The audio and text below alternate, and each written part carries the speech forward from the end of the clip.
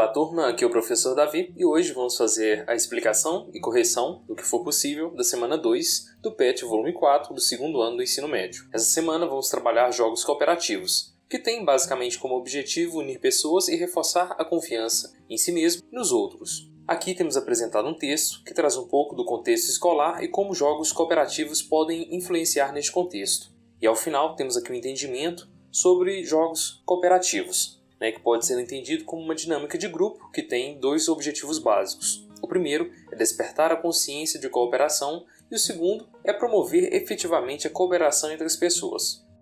Na sequência temos as atividades. A atividade 1 traz aqui o entendimento de cooperação e competição que, apesar de serem processos distintos, apresentam uma certa relação entre os termos. E depois é solicitado de vocês o seguinte: com base no texto de apoio, relacione. Então, para relacionar os dois termos apresentados aqui, as assertivas abaixo. Então, temos situações cooperativas, que são aquelas situações em que os indivíduos se ajudam visando um objetivo comum ou que seja bom para o grupo. E temos aqui situações competitivas, em que os indivíduos buscam e visam apenas os seus objetivos e acabam competindo entre si. Então, eu fiz a questão de responder um por um, vocês podem conferir aí, e agora vamos entender o porquê de cada resposta. Na letra A, eu coloquei como uma situação cooperativa, pois diz o seguinte: os indivíduos percebem que o atingimento de seus objetivos é, em parte, consequência da ação dos outros membros. Então, quando temos a ação de outros membros, a participação do grupo em si, buscando determinados objetivos, a gente tem uma situação cooperativa. Os indivíduos cooperam entre si para poderem atingir determinado objetivo. Na letra B, coloquei como uma situação competitiva, pois os indivíduos são menos sensíveis às solicitações dos outros. Quando os indivíduos são menos sensíveis à solicitação dos outros, percebemos que não se trata de uma situação cooperativa. Nesse caso aqui, podemos perceber que temos uma situação competitiva, onde os objetivos individuais são mais importantes do que os objetivos coletivos. Na letra C, eu coloquei como uma situação cooperativa, pois os indivíduos se ajudam mutuamente com frequência. Então, quando os indivíduos buscam se ajudar com frequência de forma mútua, temos uma situação cooperativa. Na letra D, eu coloquei como uma situação competitiva, pois há menor homogeneidade, ou seja, igualdade na quantidade de contribuições e participações dos indivíduos. Neste caso aqui não se configura como uma situação cooperativa, pois nas situações cooperativas percebemos que há uma maior igualdade de contribuições e participações, pois cada um entende o seu papel e o papel do outro dentro do grupo. Na letra E, eu coloquei como uma situação cooperativa, pois os indivíduos são mais sensíveis às solicitações dos outros, ou seja, tendem a se ajudar mais, e até uma contraposição ao que foi colocado na letra B. Na letra G, coloquei como uma situação cooperativa, pois há maior homogeneidade, ou seja, igualdade na quantidade de contribuições e participações dos indivíduos. Quando eles tendem a se ajudar de forma mais igual e a participar de forma mais igual, temos então caracterizado uma situação cooperativa. Na letra H, temos uma situação competitiva, onde os indivíduos, faltou aqui a palavra indivíduo,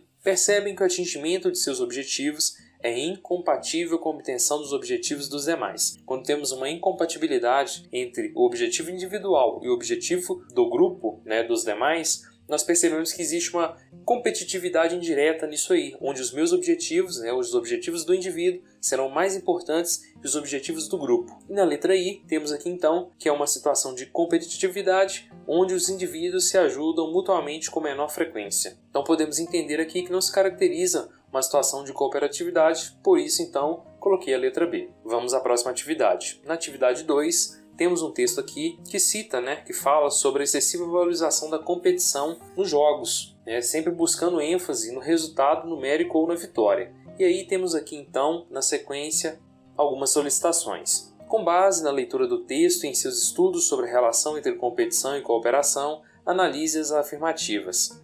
Eu já coloquei a resposta, nossa resposta é a letra C, pois a afirmativa 1 e a 4 estão corretas.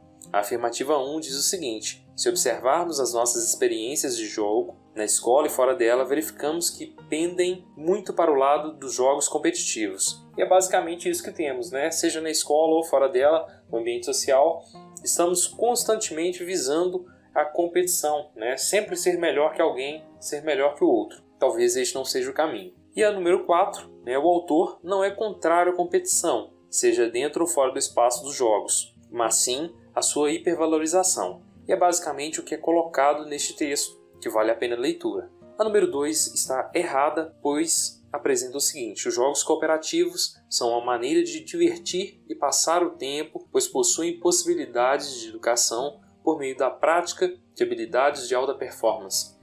O foco principal dos jogos cooperativos não é a alta performance, tá certo? Então este ponto invalida a questão. Na número 3, a competição é a melhor opção para interação social, pois desperta sentimentos como superação, autoconfiança, compartilhamento e sociabilidade. Aqui temos um vício na definição do termo apresentado. O termo apresentado não condiz com a definição colocada.